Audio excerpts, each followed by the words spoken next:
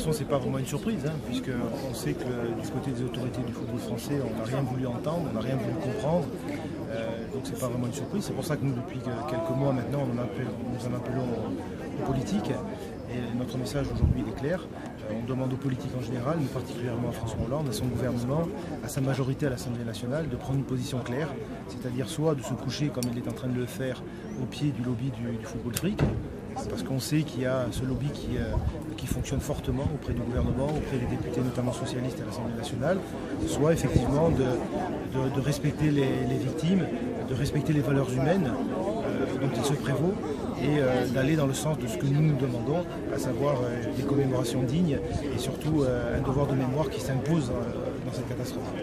La minute de silence qui a été observée aujourd'hui sur les stades de France, ça vous a suffi? Ça vous suffit? Il faut voir déjà dans quelles conditions elle a été demandée. Elle a été demandée hier soir à 20h, c'est-à-dire après le match Olympique de Marseille, Sporting Club de Bastia, parce qu'on a vu vraisemblablement que de ce côté-là, il y avait une véritable commémoration des deux clubs, des deux publics. Et j'insiste là-dessus parce que du côté de Marseille comme du côté de Bastia, les supporters ont été exemplaires autour de cette commémoration-là. On a vu des choses qui nous ont réconfortés. Donc j'ai l'impression que la Ligue professionnelle de football s'est retrouvée prise dans son propre piège et donc a demandé effectivement aux matchs qui se joueront ce dimanche de respecter un moment de souvenir. Alors, on ne sait pas si ça sera dans le communiqué, on ne sait pas trop ce que ça sera, mais enfin en tout cas un moment de souvenir. Vous avez parlé de politique, vous avez rencontré quelqu'un à Marseille hier? Alors, à Marseille, on a eu l'occasion de rencontrer Madame Carlot, qui est ministre déléguée aux personnes handicapées donc, qui est sur Marseille, vous le savez.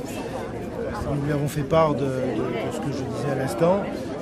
Elle s'est engagée à rapporter une nouvelle fois tout ça auprès du gouvernement et auprès de la ministre chargée des Sports, Valérie Fourniron, et de reprendre contact rapidement avec nous. Donc voilà, c'est une nouvelle démarche que l'on a engagée. Encore une fois, pour nous, le dossier doit se débloquer au niveau du politique. Il faut que le politique prenne ses responsabilités.